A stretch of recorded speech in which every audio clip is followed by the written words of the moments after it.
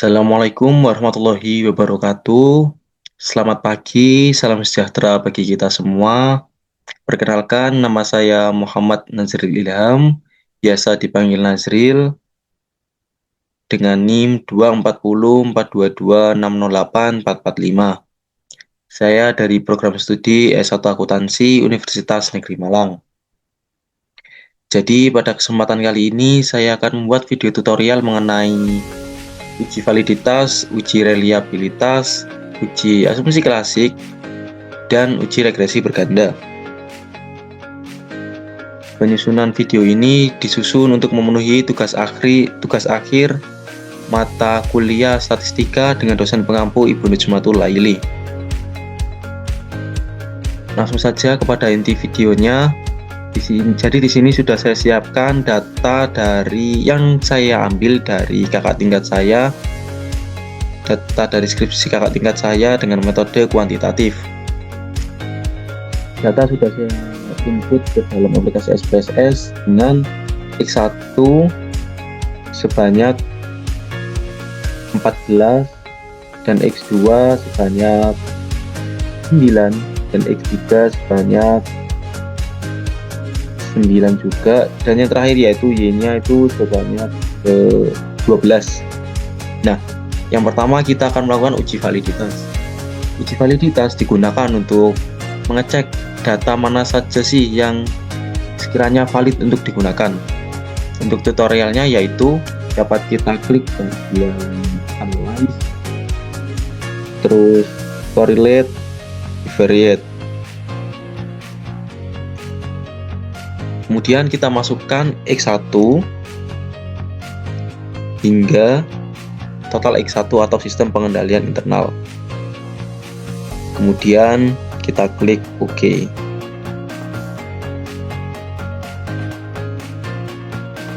Yang kedua, kita lakukan seperti tadi, correlate, bivariate, tapi kita kali ini akan memasukkan X2-nya.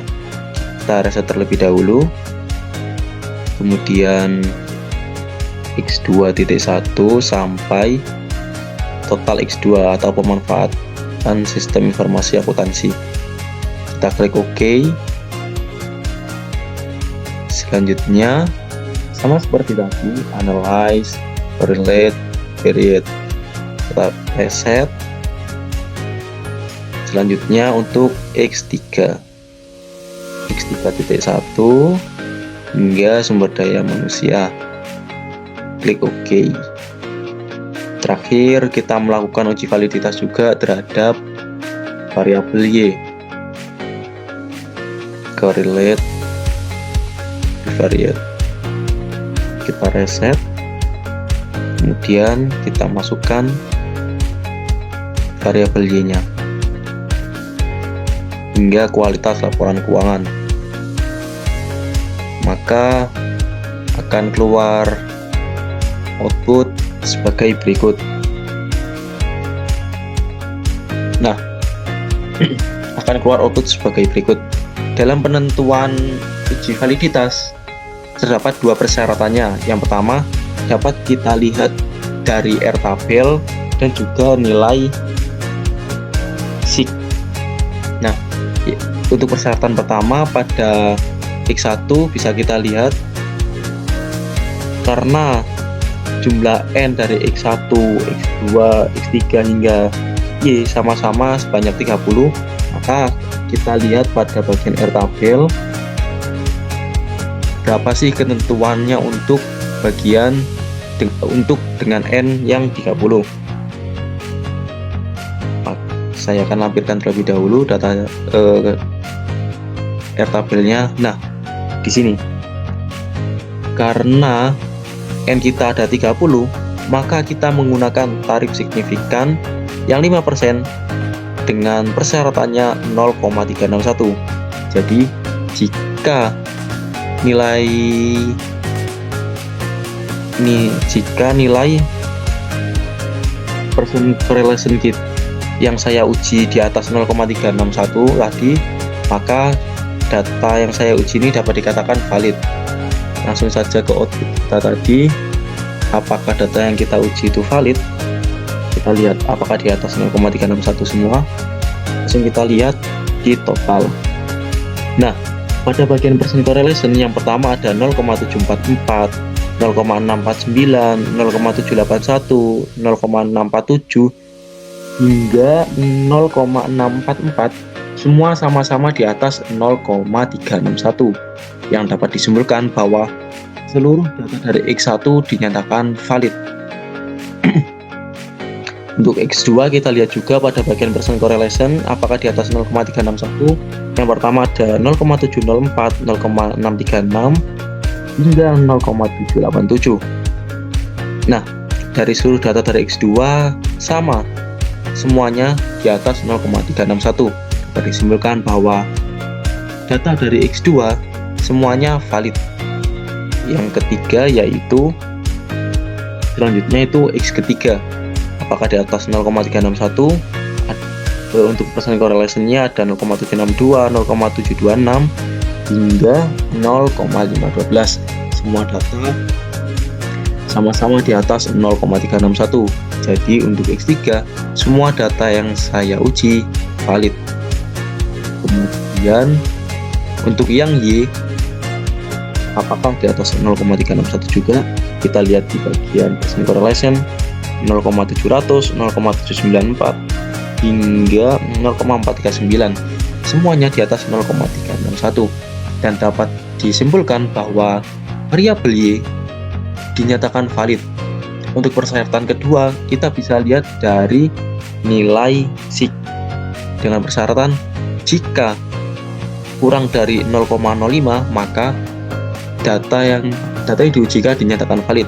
Kita lihat pada X1 nilai sig sebesar 0,001 semua hingga yang 1.14. Jadi pada X1 dinyatakan valid. Yang kedua nilai X2-nya dilihat dari sig 0,01 semua, maka dapat disimpulkan valid juga. Yang ketiga nilai sig to tailed-nya 0,01 semua hingga 0,004 sama-sama di bawah 0,05, yang artinya semua data yang saya ujikan juga valid.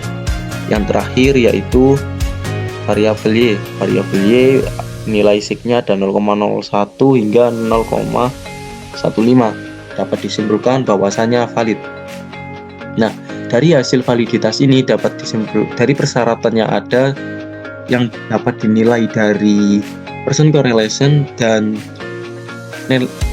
yang dapat dilihat dari percent correlation dari R-tabel dan dilihat dari sig sama-sama lulus dari persyaratan, atau semua data yang saya uji mulai dari X1, X2, X3 hingga Y sama-sama valid semua.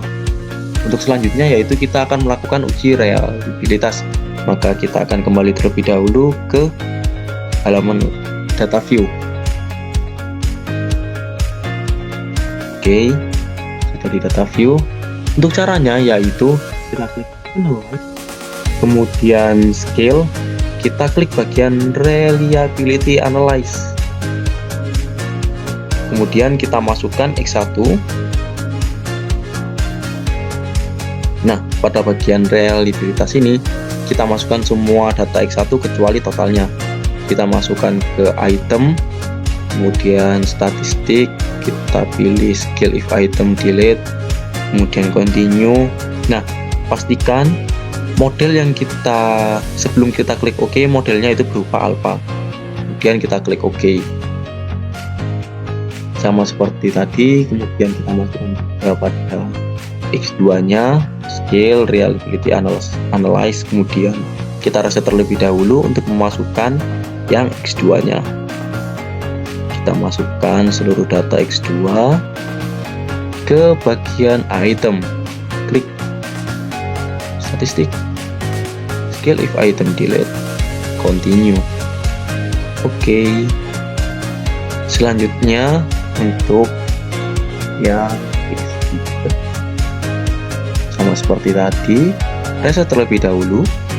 Untuk lanjut ke X3 sampai X3.9 kita pindahkan ke item, kemudian statistik, scale if item delete, continue. modelnya alpha, baru kita klik OK. Kemudian yang terakhir pada uji reliabilitas kita masukkan yang variabel Y-nya. Kita reset, kemudian masuk ke Y1 hingga Y12. Pindahkan ke item, kemudian OK. Nah, maka akan keluar output sebagai berikut. Nah, pada uji reliabilitas ini sebuah data dikatakan valid dengan syarat ketika kromosom alpha lebih dari 0,6. Dapat kita lihat pada yang X1 kromosom alpha sebesar ini. Kromosom alpha dari X1 saya yaitu sebesar 0,900. Dapat diartikan atau dapat disimpulkan bahwa data dari X1 saya itu reliable. Yang kedua, X2 saya kromosom alpha-nya sebesar 0,846, yang artinya lebih besar dari 0,6 dan dapat disimpulkan X2 saya yaitu reliable. Yang untuk X3 saya kromosom alpha-nya sebesar 0,790 dan lebih dari 0,6, maka dapat disimpulkan bahwasanya X3 saya itu juga reliable. Dan yang terakhir yaitu nilai dari Y. Nah, nilai dari Y saya pada bagian kromosom alpha-nya itu sebesar 0,856 dan dapat disimpulkan bahwasanya lebih dari 0,6, maka data dari Y saya itu reliable. Kesimpulan dari analisis reliabilitas yang saya lakukan dari ketiga variabel X dan satu variabel Y saya sama-sama semuanya reliable. Selanjutnya, kita akan melakukan uji asumsi klasik.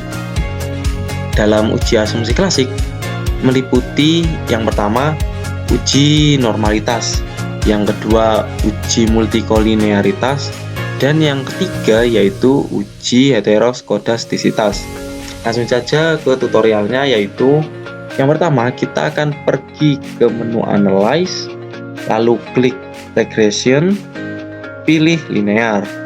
Nah, kita pindahkan dari total X1 atau sistem pengendalian internal ke kolom independen, kemudian total dari X2 yaitu pemanfaatan sistem informasi, kolom independen juga, dan yang terakhir yaitu total dari X3 atau sumber daya manusia ke kolom independen. Nah, dari yang dependen itu diisi dari total Y atau kualitas laporan keuangan. Selanjutnya kita pilih statistik, kita checklist pada bagian model fit, deskriptif, dan collinearity diagnostik. Kemudian kita klik continue, lanjut ke plot, kita pindahkan spread ke variabel X dan spreadsheet ke bagian Y, ke variabel Y. Kemudian kita checklist bagian histogram dan normal probability plot. Kita pilih continue. Lanjut ke save, kita checklist residual bagian unstandardized. Kemudian klik continue, lalu OK.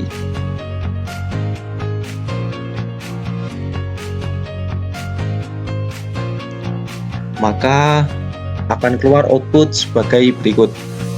Nah, yang pertama kita akan melakukan uji normalitas.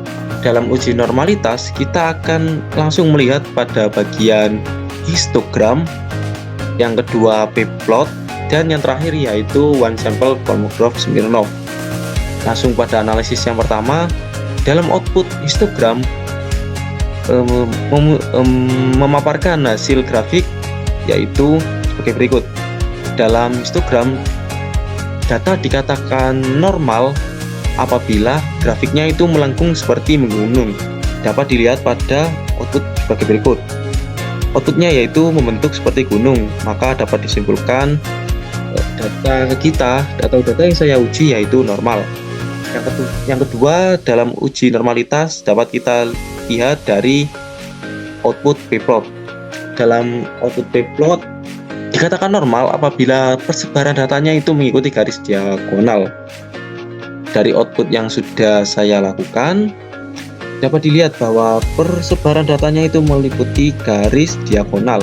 Maka dapat disimpulkan data yang saya uji itu normal.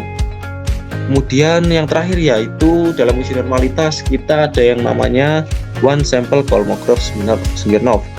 Untuk caranya kita kembali ke menu data view terlebih dahulu.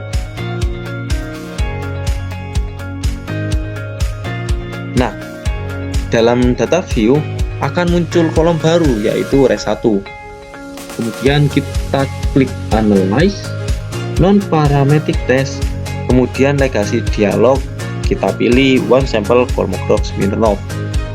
Untuk tes variabel list kita isi unstandardized, kita pindahkan. Oke, kita pindahkan, lalu kita klik OK.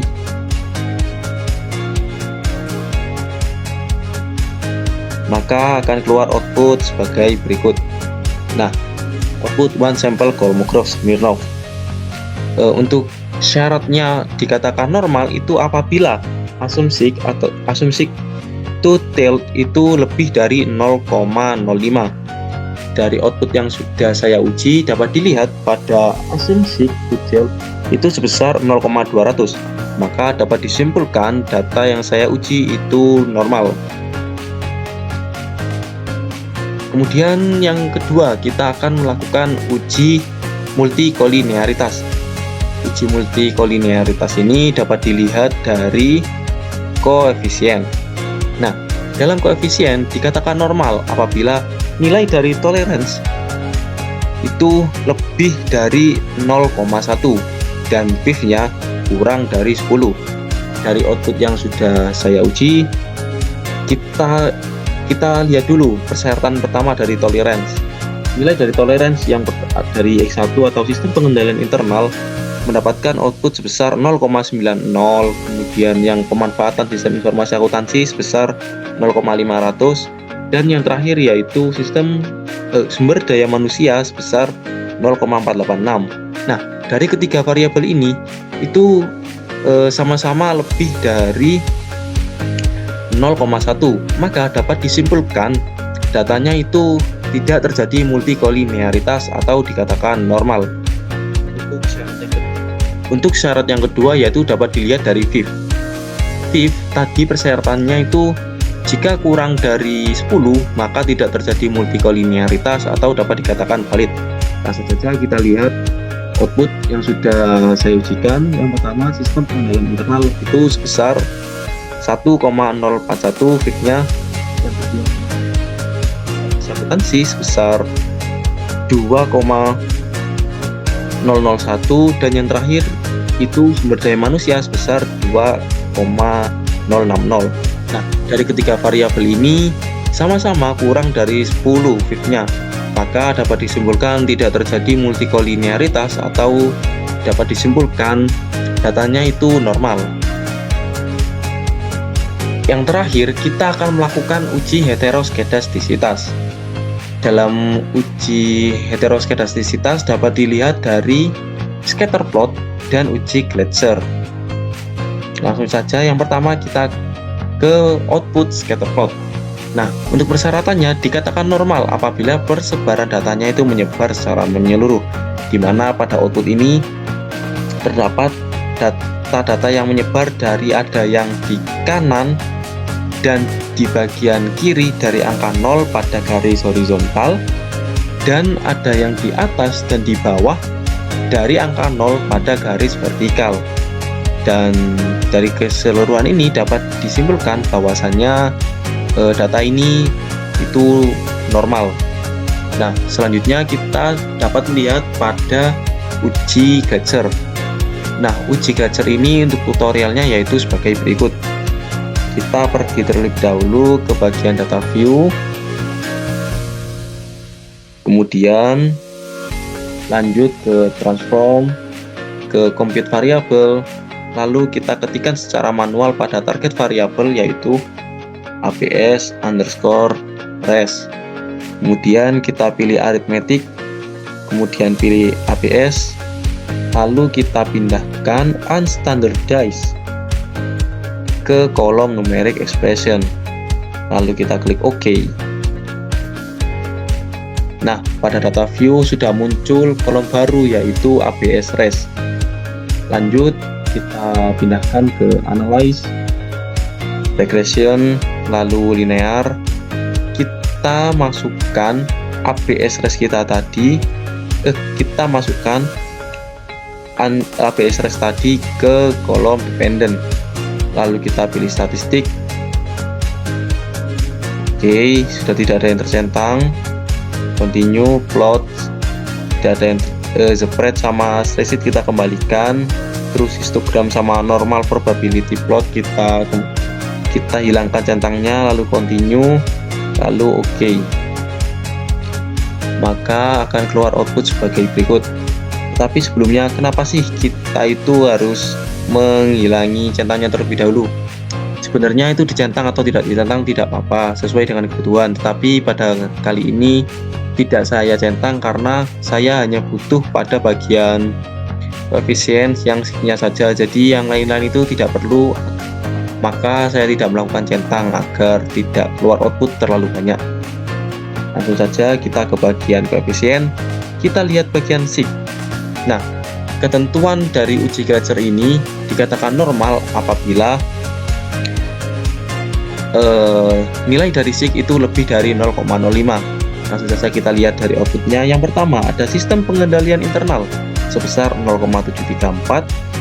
Yang kedua, pemanfaatan sistem informasi akuntansi sig-nya sebesar 0,914.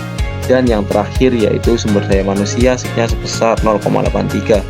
Dari ketiga variabel ini sama-sama lebih dari 0,05 dan dapat disimpulkan ketiga variabel ini yaitu sama-sama normal semua.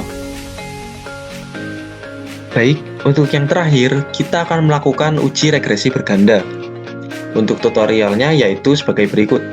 Kita pilih menu analyze, kemudian regression, lanjut ke linear. Kemudian kita pindahkan total dari X1 yaitu sistem pengendalian internal ke independen. Kemudian total dari X2 atau pemanfaatan sistem informasi akuntansi ke independen juga. Dan yang terakhir yaitu total dari X3 tentang sumber daya manusia ke independen. Sedangkan dari dependen kita isi dari total Y atau kualitas laporan keuangan. Lalu kita klik OK. Nah, dalam regresi berganda ini teman-teman, atau unit Smart Tool, kita akan melakukan 3 uji yang dilihat dari output sebagai berikut. Yang pertama kita akan melakukan uji T, uji F, dan uji koefisien determinasi. Yang pertama yaitu uji T. Nah, uji T ini kita bisa lihat pada bagian koefisien. Uji T ini digunakan untuk mengecek apakah data ini ada pengaruh secara parsial atau secara individu. Dari output yang sudah saya uji, yaitu kita lihat pada bagian sig untuk kriterianya yaitu jika nilai sig itu kurang dari 0,05, maka ada pengaruh secara simultan, ada pengaruh secara parsial atau secara individu. Dapat kita lihat dari output yang sudah saya uji yaitu yang pertama sistem pengendalian internal, nilai sig-nya yaitu sebesar 0,026. Itu lebih kecil dari 0,05 yang artinya ada pengaruh secara parsial antara sistem pengendalian internal dan kualitas laporan keuangan. Untuk selanjutnya yaitu pemanfaatan sistem informasi akuntansi.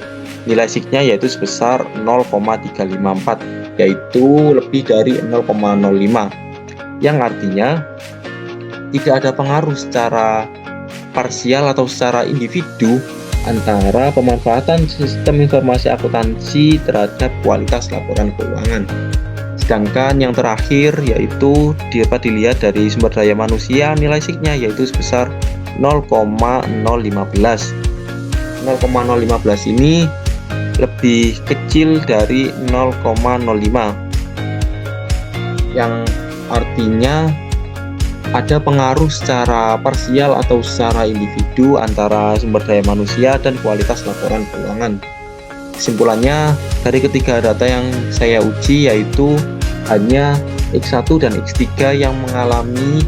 yang ada pengaruh secara parsial atau secara individu terhadap kualitas laporan keuangannya.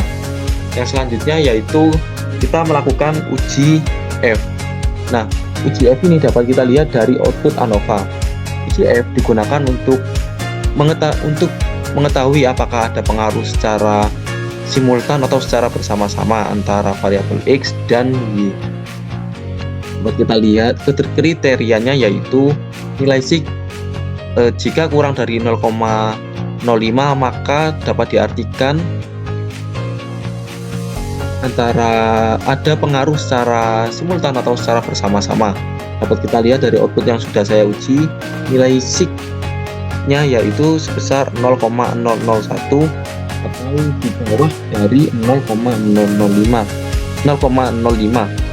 yang artinya ada pengaruh secara simultan atau secara bersama-sama antara sistem pengendalian internal, pemanfaatan sistem informasi akuntansi, dan sumber daya manusia terhadap kualitas laporan keuangan.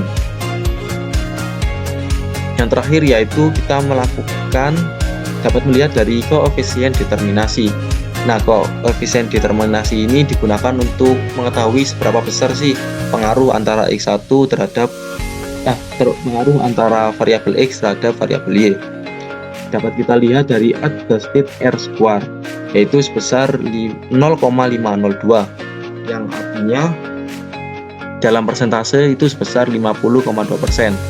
Dapat disimpulkan bahwasannya data yang saya uji ini antara variabel sistem pengendalian internal, pemanfaatan sistem informasi akuntansi, dan sumber daya manusia ada pengaruh secara simultan atau bersama-sama terhadap kualitas laporan keuangan yaitu sebesar 50,2%.